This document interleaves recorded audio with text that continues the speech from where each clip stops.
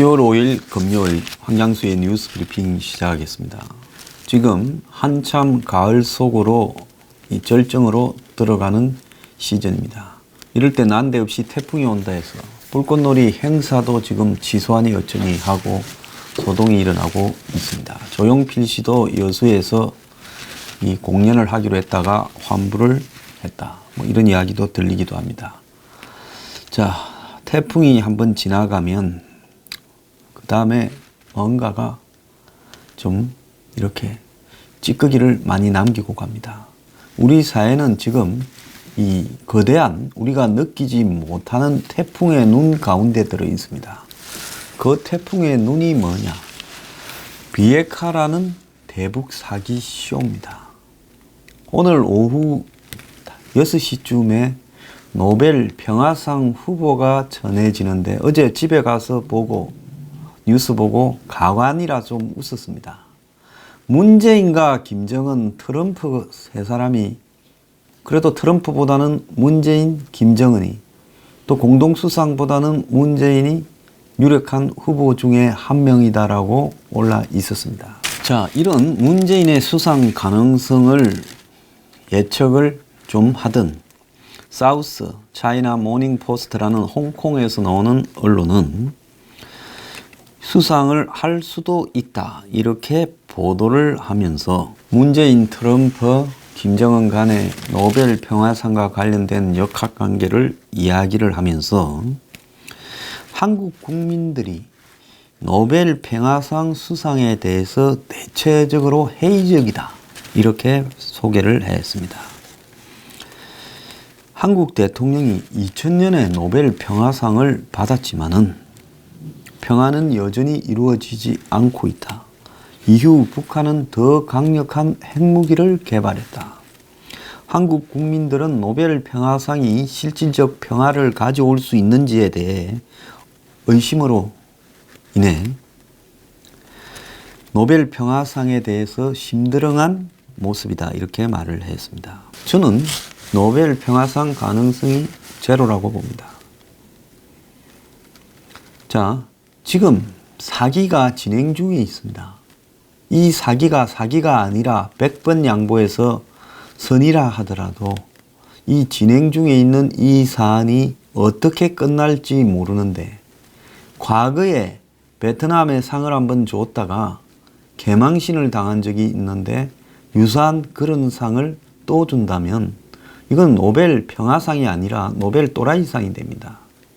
그렇기 때문에 이런 이 평화상 수상을 한국에 2000년에 줬다가 북한이 핵 개발하는데 보태준 격이 되어버린 이 상을 또 진행 중인 사기쇼에 이렇게 해준다? 이거는 생각을 할 수도 없는 이야기고요. 자기 나라 평화를 해친 사람한테 노벨 평화상을 준다. 참 오죽하면 홍콩에서 나오는 사우스 차이나 모닝 포스트지가 비꼬았겠습니까? 더 나아가서요. 김정은이 고모부를 갖다가 고사총으로 쏴 죽이고 이복형을 죽여버리고 지금 수백만 명을 강제 수용소나 탈북자로 만들어버리는 이런 독재자에게 노벨 평화상을 준다면 앞으로 IS도 잘하면 노벨 평화상을 받을 수 있겠다 이렇게 생각할 수 하지 않겠습니까? 그래서 언강생심 꿈도 꾸지 마라. 이런 거를 기사라고 거론하는 한국의 언론들에 대해서 정말 한심하다고 생각합니다. 미국의 트럼프가 노벨 평화상을 받아요. 자, 지금 트럼프가 전 세계적으로 미국의 대통령직이라는 자리를 희화화시키고 있는데 그 A4 용지 들고 예? 이러면서 뭐 여기 계신 신사숙녀 여러분 이렇게 말하면서 코미디 하는 거 보셨죠? 그 저런 사람을 노벨 평화상을 준다? 그것도 웃기는 이야기라고 합니다. 저 세 사람 중에서 노벨 평화상 받을 사람 한 명도 없습니다. 자, 그런데 제가 요즘 하나 좀 의문이 심각하게 생겼습니다. 오늘 금요 칼럼의 주제이기도 합니다. 자, 한국 국민들이 집단적으로 도덕정치 신드롬에 빠져 있다. 이런 이야기들을 외국에 있는 삼자들은 많이 하고 있습니다. 특히 한국 사람의 이 전통적인 관습에 대해 민감한 일본 쪽에서는 그런 이야기를 하는 사람들이 많습니다. 오늘 아침 조선일보에서도 이 칼럼에 소개됐는데요. 한국은 도덕지향성 국가다. 서울대에서 8년 유학했고 평생 한국 문명을 연구한 오구라 기조 교토대학 교수의 흥미로운 가설이다. 한국인이 언제나 도덕적으로 살고 있다는 것을 의미하는 것은 아니다. 도덕지향성 국가라 해서요. 한국인이 도덕지향적이라는 것은 모든 것을 도덕으로 환원하는 도덕근본주의를 정치투쟁의 수단으로 삼는 오래된 마음의 습관이 있다. 겉으로 나타난 도덕적 우위를 가지고 권력 쟁탈 도구로 사용하는 한국적 관행을 짚은 것이다. 이렇게 비꼬한 거죠. 자, 그래서 우리는 정치인의 부패, 도덕성 부분에 엄청 민감합니다. 그래서 지난번에 정권이 무너져 버렸지 않습니까? 사실 여부를 떠나서 무너진 원인은 도덕성 여부에 대한 분노였습니다. 그래서 어떻게 했습니까? 촛불 들고 저그들 주장으로 한 2천만 명이 길거리 나갔다고 주장을 합니다. 그런데 여기서 하나 좀 의문이 있는 것은 그렇게 2천만 명이 촛불 들고 나갈 정도가 그런 사건이었다면 현재 이 정권이 한국 자체에 70년 이상 내려온 안보에 대한 합의와 안보 시스템, 안보에 대한 관점, 헌법과 법률, 즉 북에 대한 이런 부분들을 싸그리 깔아뭉개버리고 한마디로 북한의 대변인처럼 굴고 있습니다. 심지어 어제는 외교장관 강경화가 뭐라 했냐. 북한이 핵리스트 제출 없이 영변 시설 폐쇄만으로 미국이 종전선언을 해주고 제재를 해제해줘야 된다. 이런 식으로 말을 했습니다. 그래서 이제는 수석 부대변인까지 하나 나왔어요. 나중에 2부에서 자세하게 이야기를 하겠습니다. 자, 이런 정도라면 우리가 집에 애가 밖에 가서 한 대 맞아오면 어떻습니까? 그 집에 가서 그냥 쌍수를 들고 욕을 하고 안 되면 맥살잡이라도 하고 그런 부모들 많지 않겠습니까? 그런데 애가 한 대 맞아온 정도가 아니라 강도가 들어와 가지고 집에 식구들을 야구 방망이로 죽도록 패서 지금 뭐 전치 한 4, 5개월짜리 거의 혼수 상태로 만들어 놨는데도 분노할 줄을 모릅니다. 애가 빤 맞아온 거는 분노하고 강도가 들어서 전 식구를 혼수 상태로 만들어 가는데도 이 분노를 할지 몰라요. 왜 이렇다고 보십니까? 자, 이게 뭔가 하면 우리 내부에 한마디로 경제학적으로 이야기를 하면 공유자산의 비극 같은 부분이라고 저는 보고 있습니다. 자, 정유라가 말 타고 대학 들어간 거는 내 자식이 기회를 뺏긴 것처럼 직접적인 나의 피해로 여깁니다. 부동산이 폭등해서 불로소득이 발생해서 이득을 보거나 아니면 내가 거기 참가 못했다 해서 안타깝게 여기거나 무슨 주 52시간으로 인한 나의 피해나 이런 것들은 전부 엄청나게 분노를 합니다. 내 집에 장사가 좀 안 되면 이거 그냥 절망적인 분노를 합니다. 그런데 국가 안보라는 부분에 이걸 걱정하지 않고 사는 나라도 많습니다. 태평양에 있는 피지나 나우루나 무슨 통가나 이런 나라들은 평생 누가 와서 이 나라를 침략하거나 먹어버릴 일이 없지요. 그럼 그런 나라의 걱정거리는 뭐겠습니까? 태풍이 오거나 쓰나미가 오거나 해일이 오거나 이게 그런 나라의 안보의 걱정거리겠지요. 안 그러면 해수면이 올라서 가라앉거나. 자, 호주 같은 나라는 걱정거리가 뭐겠습니까? 솔직히 그런 나라의 걱정거리라는 것은 그냥 중국이 앞으로 영해로 세계로 확장을 해서 이 태평양 영역까지 진입하는 이런 문제에 대한 고민 이런 거 아니겠습니까? 호주를 누가 쳐들어올까 봐 고민하는 일은 없을 거라고 봅니다. 파푸아 뉴기니 사는 사람의 고민은 뭐겠습니까? 인도네시아하고 반쯤 잘려있는 뉴기니 섬의 나머지 쪽에 대한 부분에서 혹시 인도네시아가 자기 나라를 장기적으로 좀 영향력을 행사해서 먹지 않을까 이런 정도가 고민인 거예요. 그러면 한국은 역사적, 지정학적인 한국만의 심각한 고민이 뭡니까? 한국이 한반도에 이 반토막이 나 있는데 그 위쪽 반토막이 전형적으로 한국을 위협하던 패권 열강 중국과 러시아의 편에 붙어서 한마디로 3대째 공산 독재 체제를 유지하면서 한국을 먹어볼까? 계속 과거는 재래식 군사력으로 이제는 핵과 ICBM 미사일 등을 만들어서 위협하고 있는 것이 가장 큰 위협이죠. 근데 그것보다 사실은 더 본질적인 위협은 뭐겠습니까? 우리 내부에 희한하게도 전 세계가 조롱하는 저 체제를 찬양하는 사람들이 이 나라의 정치권의 상층부를 차지해버렸다는 겁니다.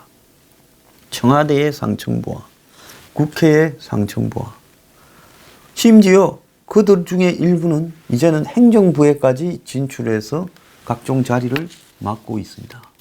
그리고 이 나라의 공기업이라든지 주요한 힘이 있는 자리에는 그들이 지금 상당수 다 차지해서 이 나라는 북한의 체제에 동조하거나 공감하거나 심적으로 지지하는 사람들에 의해서 사실상으로 장악되어 있다.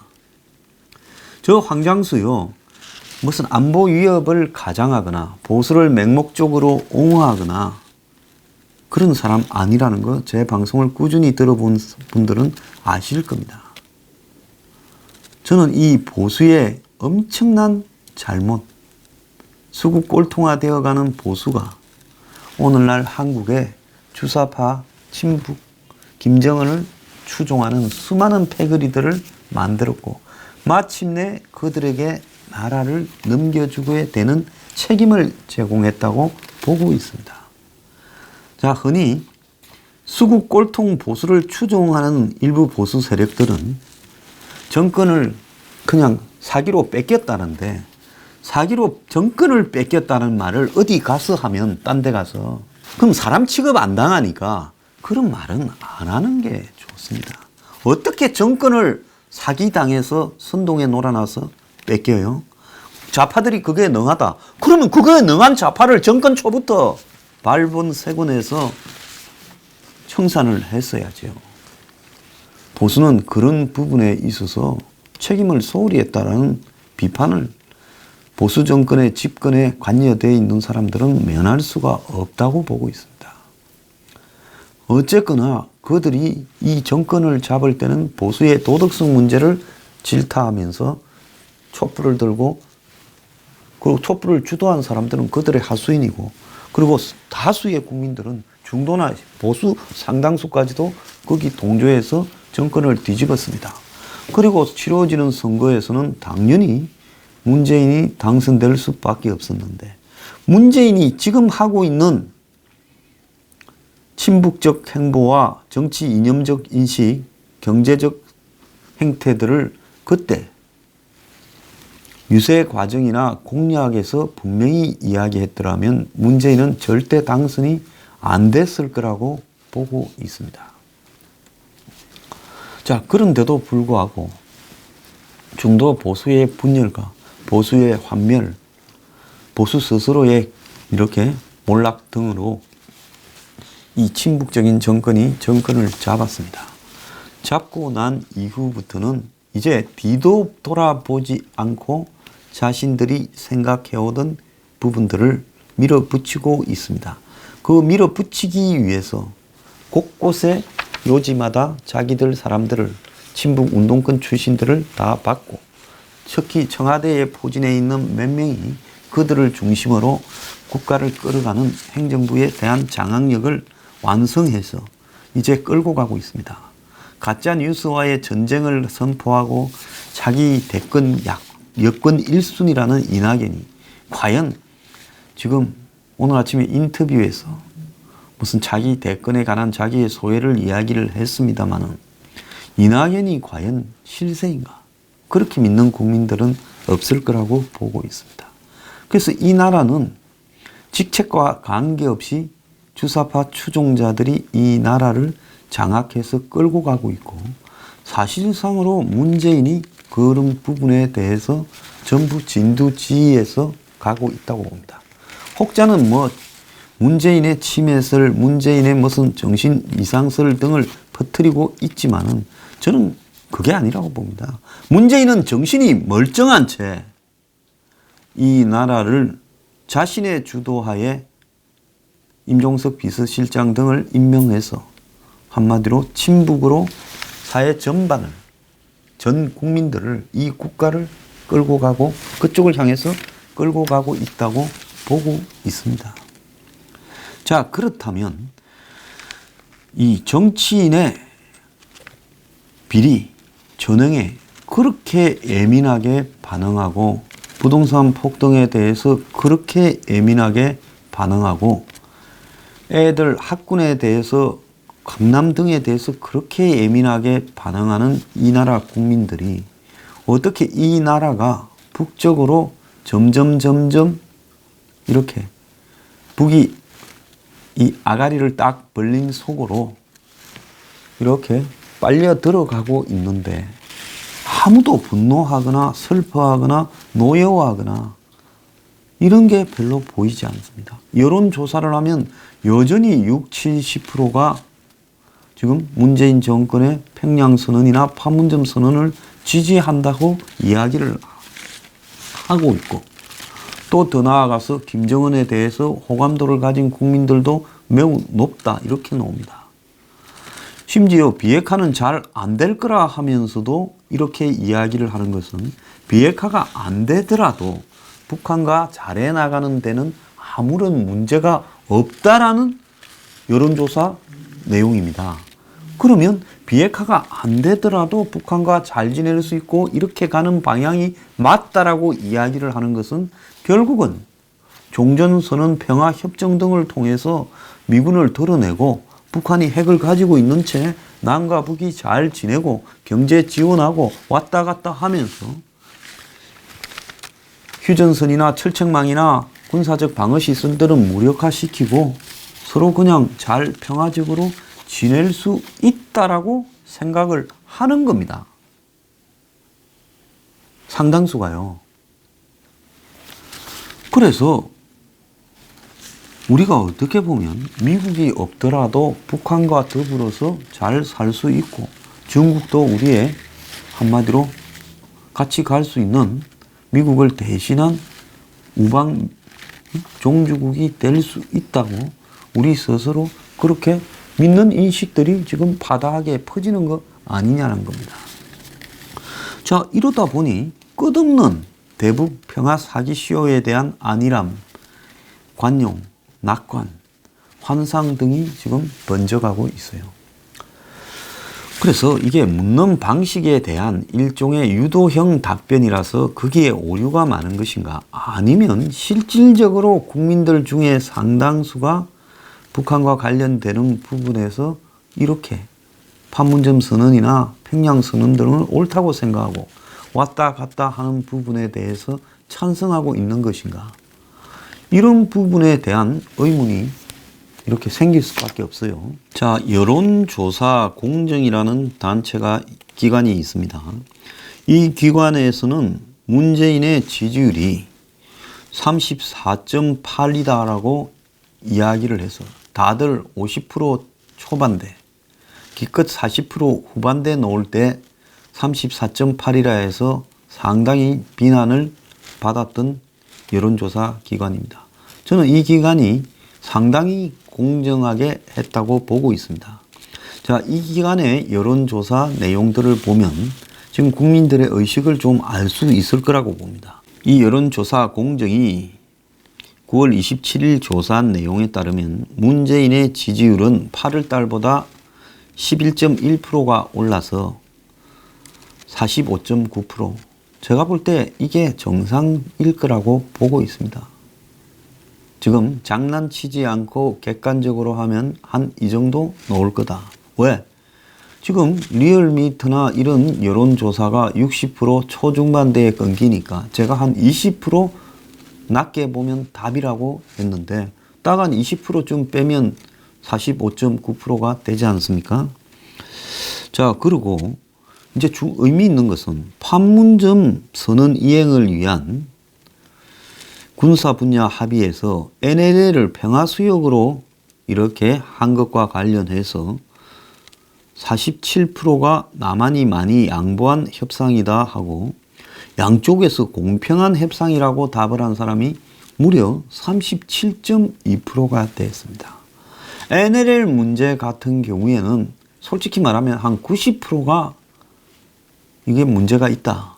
그런 식으로 NLL 수역을 평화수역을 설정한 것은 문제가 있다 해야 될 건데 무려 37.2%가 공정했다고 이야기를 합니다.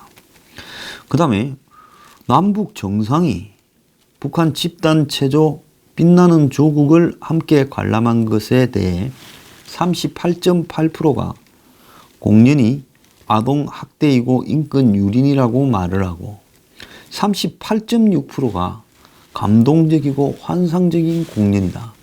자, 거의 똑같이 갈렸습니다. 반반이라고 봐야 되죠. 또 이제 이런 부분들은 인간인 이상 진실을 말해야 되거나 또 솔직히 대한민국 국민인 이상은 분노하면서 답을 해야 되는 부분에 관한 내용에도 이 정도 나오고요. 이제 마음의 부담이 조금 덜한 질문이 갑니다.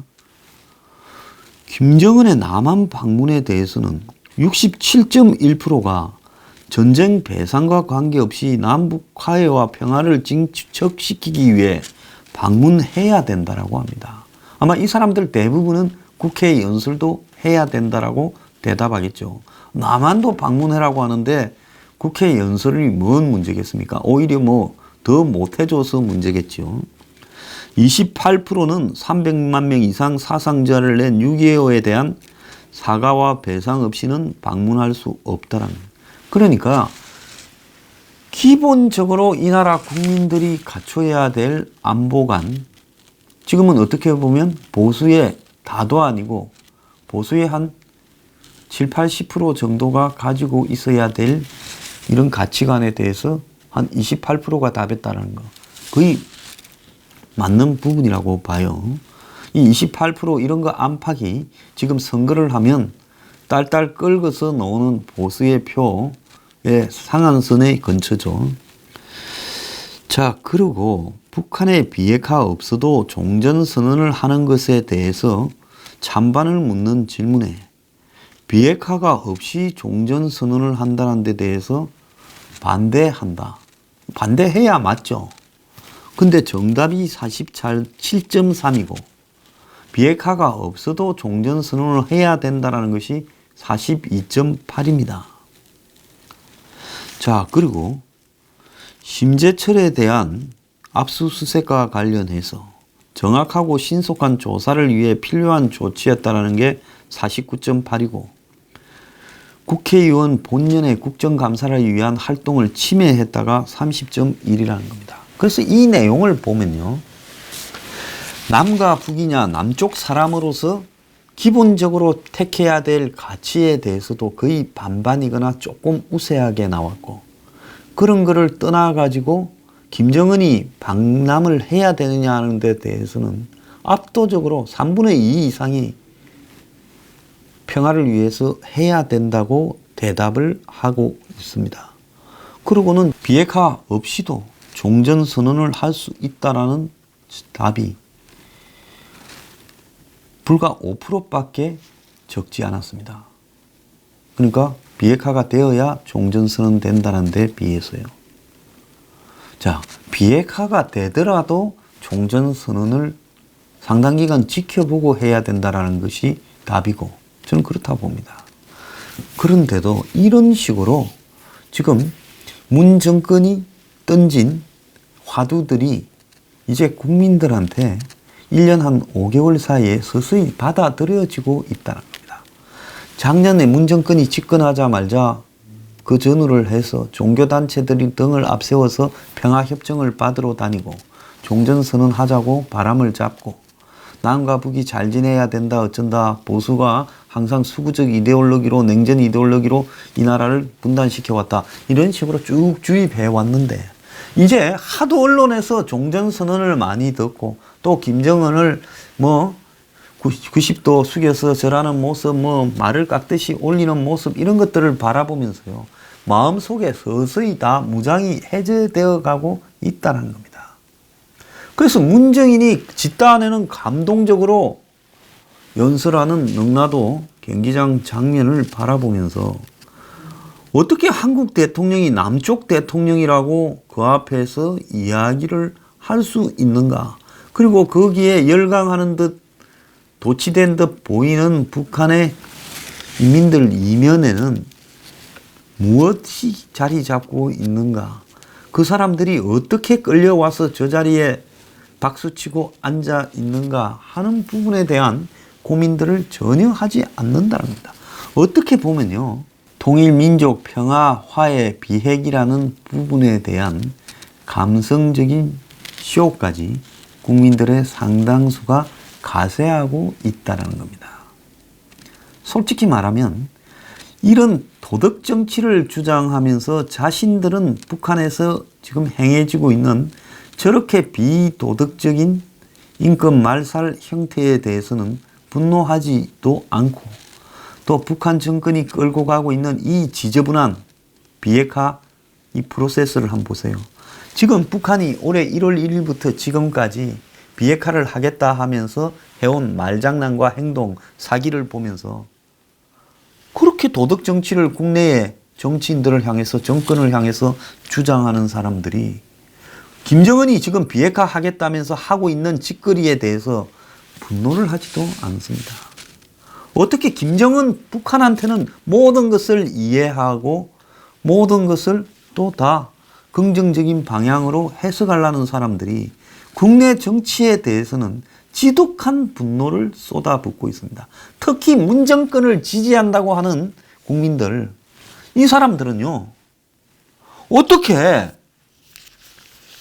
국내의 보수 세력이나 보수 세력을 지지하는 사람을 벌레처럼 여기면서 북한 정권에 대해서는 모든 것을 그들의 관점에서 끝없이 이해를 하려고 하는가 하는 겁니다.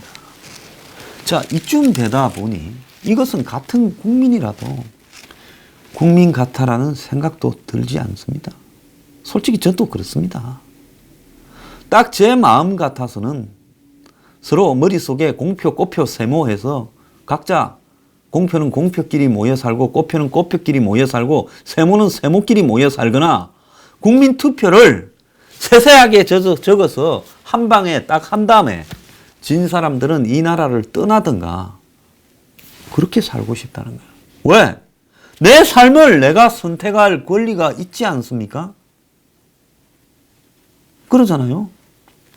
어떻게 내 삶의 미래에 대한 모든 부분 내가요 살면서 직장에 다니고 학교를 가고 군대를 가고 하는 것은 일상입니다. 능력의 차이에 따라서 삶이 달라지고 부모를 잘 만나냐에 따라 달라지기는 하겠지만은 그건 뭐 어쩔 수 없는 부분이 삶의 모순 아니겠습니까? 다만 얼마든지 그렇게 가지 않을 수 있는 상식적인 국가의 안보적 행위에 대해서 국가라는 것은 국민이 투표를 해서 결정을 하고 국가의 중대 사항은 헌법과 법률에 의해서 국민의 의사를 받아서 위임한 바에 의해서 행해져야 된다라고 해서 이 나라의 국민으로 세금도 내고 군대도 가고 의무를 다하고 있습니다. 저도 그렇게 다 해왔죠. 충실히 해왔습니다. 그런데 어떻게 이 나라를 국민의 한 가정과 한 사람의 삶을 통째로 위태롭게 만들 수 있는 그렇지 않다 하더라도 만약에 하나 그렇게 될 수 있는 위험 요인이 있다면 이것은 한번 그렇게 갔다가 수습이 안 되는 부분이니까 두 번, 세 번 돌다리를 두드려서 상대를 확인한 다음에 가고 해야 되는 것이 원칙이지요. 그런데 지금 북한 저 김정은 사기꾼 살인마의 말 한마디를 믿고 저는 그 말도 못 듣고 대다수 국민들도 그 말을 들은 바가 없습니다. 그런데 철조망을 없애고 대전차 방호벽을 없애고 지뢰를 제거하고 그 자리에 도로를 넣고 북한에 대한 각종 퍼주기를 진행하고 북한에 철도와 도로를 놔줍니다. 자, 북한에 철도와 도로를 놔주고 통신망을 연결해 주는 것이 나중에 그 북한의 철도와 도로와 통신망을 통해서 그리고 철조망을 없애고 지뢰를 제거하고 도로를 놔준 데 대해서 또 평화수역이라고 바다를 열어준 데 대해서 나중에 다 내려오게 되면 우리가 우리를 죽이라고 길 닦아준 역할밖에 더 되냐 하는 겁니다. 자, 이런 말을 하면 수국 꼴통이다. 북한이 왜 그러냐라고 이야기를 하는 것이 그런 생각을 가진 사람과 저 사이에 넘을 수 없는 벽이라는 겁니다. 자, 그래서 북한에 대해서 정말로 믿는 사람들은요, 저는 다음에 하늘이 도와서 보수가 집권을 하면 집권 3개월 안에 국민투표를 실시해야 된다고 보고 있습니다. 적어도 대한민국 국민으로 살아가려면 북한에 대해서 동조하고 옹호하는 역할은 할 수가 없다. 그리고 그 부분은 국적을 북한으로 바꾸고 떠나든지 한국에 살면서 그런 짓거리는 할 수 없다라는 걸 헌법과 법률에 명시하고 엄중 처벌해야 된다고 저는 보고 있습니다. 만약에 이런 상태로 이 사람들이 10%든 15%든 20%든 계속 방치된다 그러면 그 특정한 목적에 눈이 멀어서 전 삶을 걸고 그 목적을 향해 가는 사람들한테 그냥 허리멍텅하게 하루하루 그냥 오늘도 무사히 살아가는 아무 생각이 없는 다수 대중들은 그들에 의해서 놀아날 수밖에 없다라는 거예요. 그걸 여실히 보여준 게 촛불 시입니다. 그래서 민주주의의 가장 취약점이 뭔가 하면 이 포퓰리즘, 선동주의화 될 수 있고 그래서 길거리로 나선 소수의 조직화된 선동 세력이 민주주의를 완전히 파괴해서 민주주의라는 제도를 가지고 민주주의를 파괴하는 그런 부분이 발생할 수 있다는 겁니다. 조지 오웰의 동물농장에 봐도 자, 우리를 탄압하는 인간들을 탄압하자, 동물들이여 이렇게 봉기하자 이렇게 해놓고는 나중에 저들은 더 평등한 동물들이라고 하면서 나머지 동물들이나 문제를 제기하는 동물을 제거해 버립니다. 자, 여기서 우리가 분명히 가져야 될 부분이 있는 거예요. 그러면 중간에 끼어서 나는 아무 생각이 없다. 솔직히 말하면 아무 생각이 없으면요, 공부를 해야 돼요. 북한이 뭔가, 우리가 북한하고 이런 식으로 잘 살 수 있을 것인가? 안보를 이렇게 해체해도 되는가? 자기 시간과 노력을 들여서 공부를 해야 됩니다. 그리고 그 결론에 따라서 하나를 선택해야지 누가 이야기를 한다고 텔레비에서 화면이 나온다고 그 화면 이면에 있는 고통받는 사람에 대한 최소한의 안타까움조차도 없다고 하면요, 저는 국민의 아까 북한의 뭡니까? 매스게임을 보고 아무런 걸 느끼지 못했다는 국민의 그 37%가 있었죠. 그런 사람들을 바라보면서 대한민국 국민들의 잔인함에 놀랍습니다. 서커스를 보더라도요, 저는 요즘 나이가 들어서 그런가요? 요즘에 이제 그런 것도 별로 없지만은 불링 속으로 뛰어들고, 예? 코끼리를 타고 다니고, 이런 서커스를 봐도 가슴이 아프고요. 동남아 무슨 여행 프로에 보면 코끼리 위에 두세 사람이 타고 가고, 또 중동이나 무슨 호주나 이런 데 보면 사막에다가 낙타 위에 한 두 사람 이렇게 타고 가는 모습을 보면 저 동물들은 뭔 생각으로 저렇게 하루하루를 살고 있을까 참 안타깝다라는 생각이 들어요. 길고양이를 봐도 마음이 좀 찡한 게 그게 사람 아닙니까? 근데 사람이 어떻게 이렇게 같은 민족이라고 통일 민족 화해 하면 마음이 쿵쾅쾅 거리는 사람들이 사람이 고통받는 부분에 대해서 그 고통은 보이지 않고 멋지다, 환상적이다. 38.6%가 이야기를 했다는 거예요. 한국 국민의 38.6%는 이건 사이콘가. 남의 고통이 눈에 보이지 않는 이 이야기를 제가 하고 싶어요. 자, 선택들 똑바로들 하기 바랍니다. 당신들이 한 선택의 결과가요. 나라는 점점 북쪽으로 가고 있어요. 자, 침묵하거나 그냥 동조하는 당신들의 선택에 의해서 이제 당신들의 자식이나 손자대에 이 나라가 어떤 상태에 있을지 아무도 장담하지 못한다는 겁니다.